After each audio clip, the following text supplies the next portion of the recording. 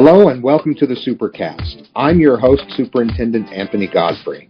Learning at home in a virtual classroom is something some parents and students are still adjusting to in these unprecedented times.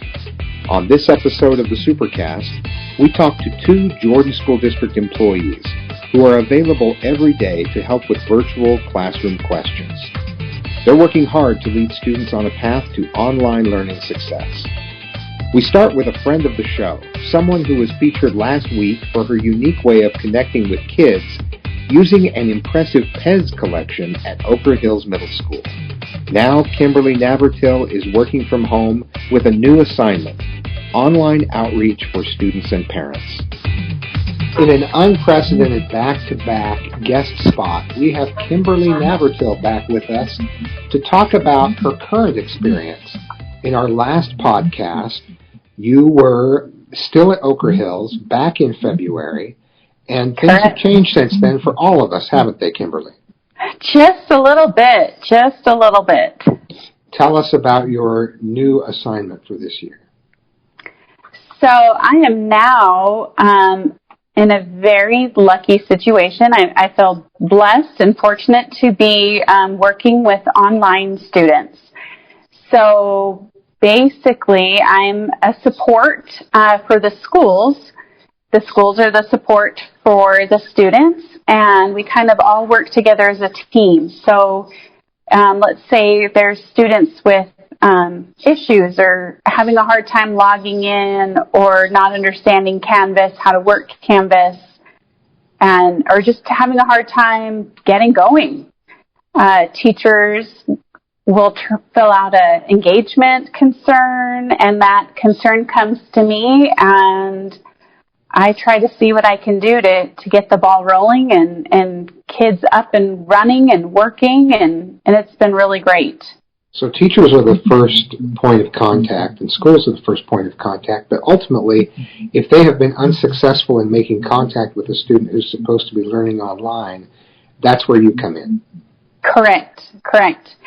And you know, it's been great because some of these teachers heard about me because I worked with one of their friends, another coworker who was having, a concern, and so they refer me, to their coworker, and then, I'm getting, concerns from other people, and it's been great because I want to get the word out there. I want teachers to know that there's support and help for them, just like there's support and help for students and parents. Support is really what it's about right now because we're all in a difficult circumstance. We're doing things we haven't had to do before, and people need help that they haven't needed before because of these different circumstances. We're all going through the pandemic together. But supporting each other is how we'll make it and how we'll continue to provide a high level of education. Without revealing any personal details, what are some of the things that you've seen happening with students, some of the circumstances they find themselves in, and how have we been able to help? I would say maybe one of the number one is just learning. Like you said, this is new to all of us. So parents, students, we're all learning. I'm a parent myself with an online learner at home. And so we're all learning how to manage our time, how to schedule. But ultimately, the learning of Canvas, learning how to work Canvas, how to log in, how to submit assignments, how to log into Zoom class meetings for your elementary students. It's huge, and Spanish. I've come across a lot of parents who don't speak English, and so they're receiving emails or instruction, and they're not translating them. When I'm able to make contact with these parents, luckily I speak enough Spanish that I'm able to help them get started. And if I can't complete my translation all the way through, I find them help or support someone who can. And it's it's amazing how a lot of us have the same struggles. You have families with small children, and I've had families with 4 small children. I've had families with 5 elementary school students, and sometimes parents just need a sounding board. They just need someone to talk to, because, like you said, this is new to all of us, and having someone to talk to, someone to share your concern or your issues you're having, it's been fulfilling for me. I've cried with moms twice now. I've cried with moms. I mean, it's hard not to put yourself in their shoes. It's hard on the parents. It's hard on the students. It's hard on the teachers. It's hard on the schools. This is just a crazy time. What are some of the things that you've been able to tell parents that have helped get them through things when they do call and they need to talk about it? You talked about the mechanics of just making everything work. Mm-hmm. Are there some approaches or mindsets that help as well? Oh, definitely. The one thing that I kind of admit with all of the parents, the struggle is real. I mean, this is a real struggle, and you're not alone. Everyone, whether they're willing to admit it or not, this is affecting them, and it is not easy.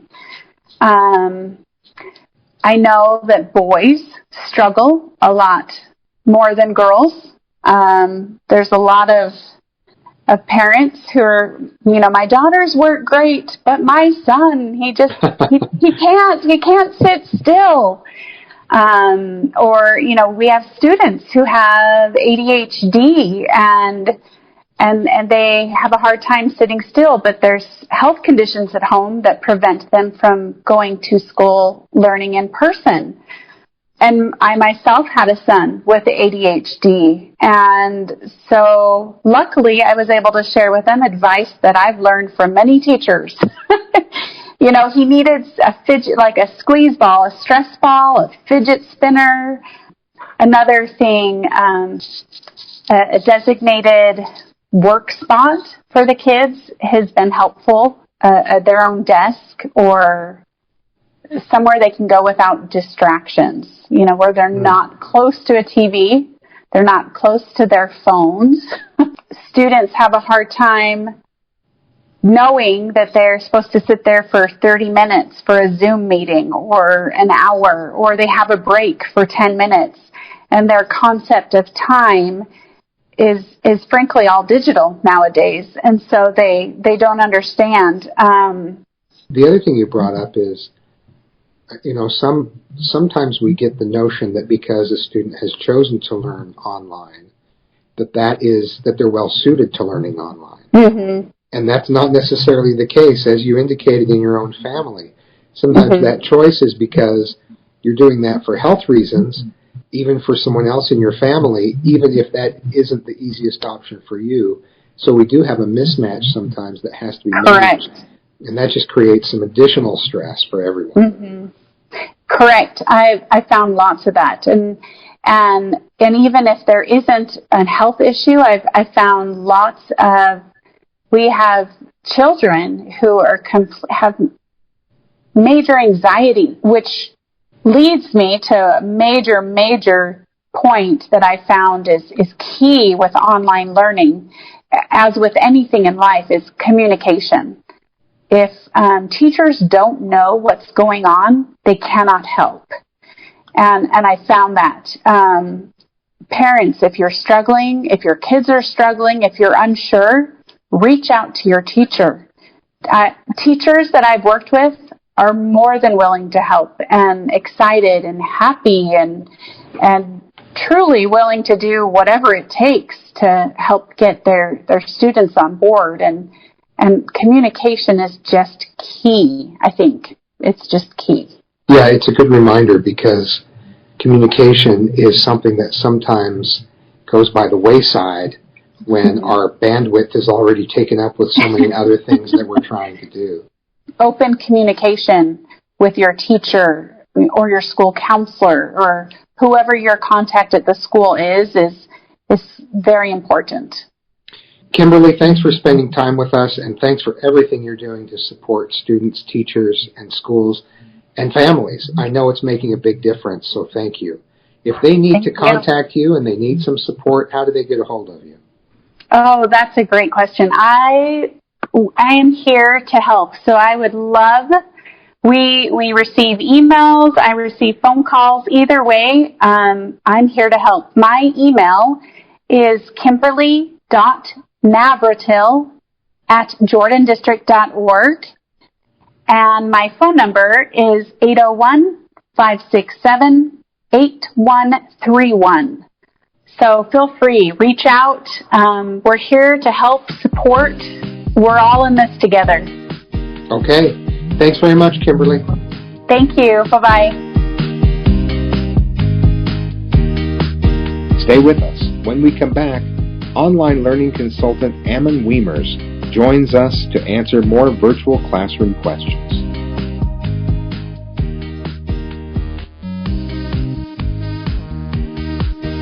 Hello, I'm Stacy Worthen, Secondary Counseling Specialist for Jordan School District. Do you know all the ways Jordan School District counselors can help you and your students? School counselors play such an important role in our schools. They provide parents with resources to help guide their children in academics. They provide support with the mental and social well-being of students in our schools. And if you are in the process of preparing a student for college or just beginning the conversation of higher education, now is the perfect time to reach out to your child's counselor. We can assist with college applications and college readiness. I encourage parents and guardians to schedule an appointment and get to know your student's counselor. Together, counselors and parents can help develop plans and strategies for students to succeed long after they leave Jordan School District. Reach out. We're always here to help. You can find us and learn more at counseling.jordandistrict.org.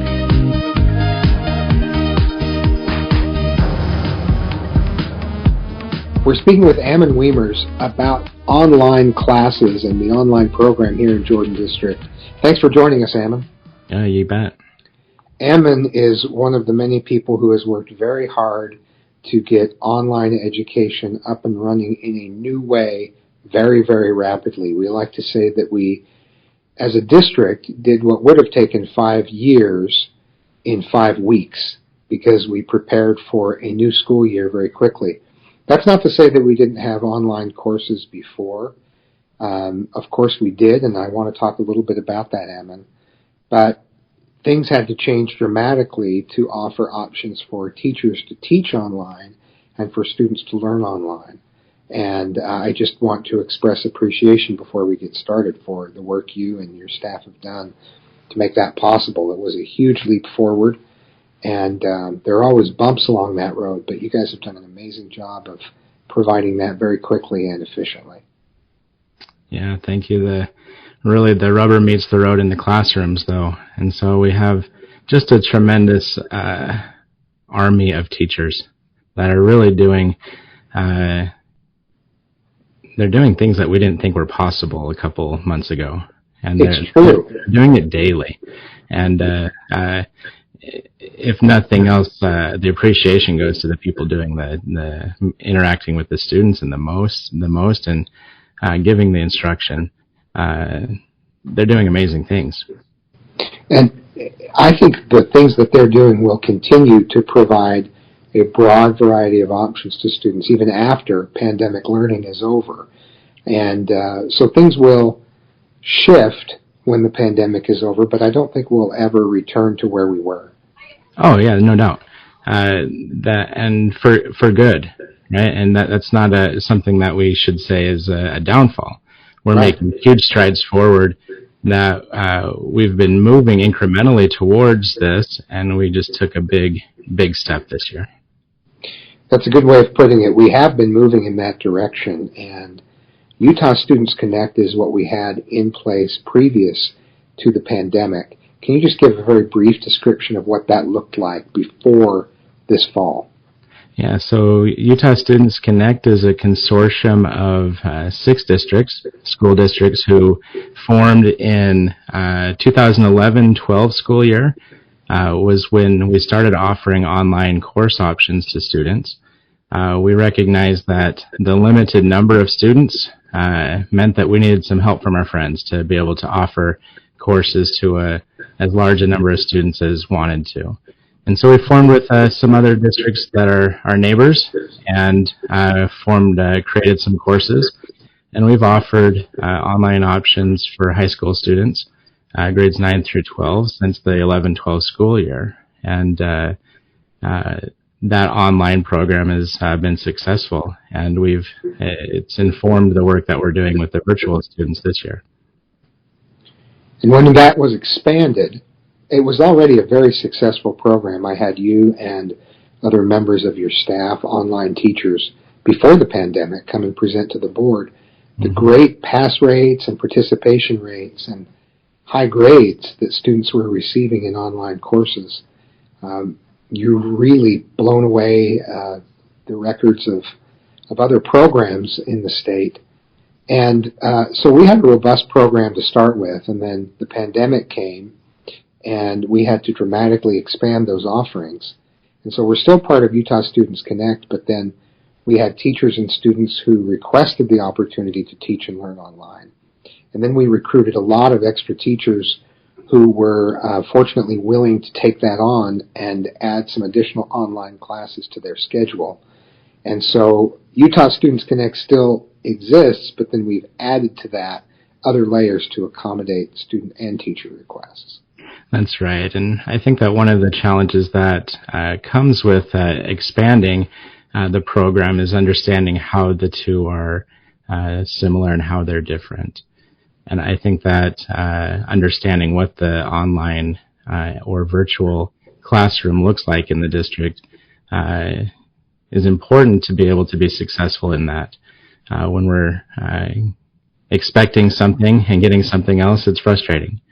But I think that if we understand what we're signing up for, then we'll be more successful in that choice. And so maybe we can discuss what virtual learning, what that means, what it is that students what it is.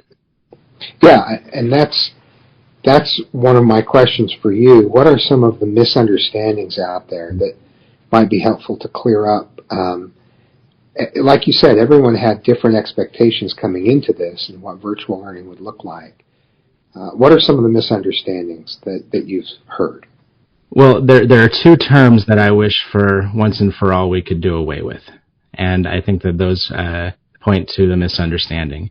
There's no such thing as a virtual student. And just like there's no such thing as a virtual teacher. We have virtual classrooms, but in those virtual classrooms we have real teachers and real students doing real work.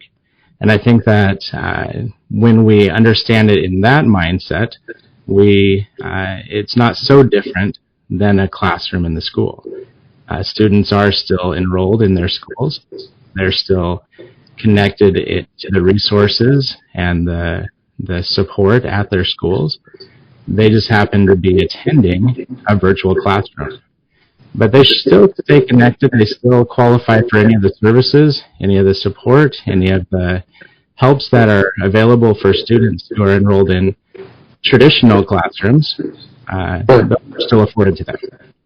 Yeah, I think you're right. We could talk about virtual, online, distance learning, and we use all those terms interchangeably.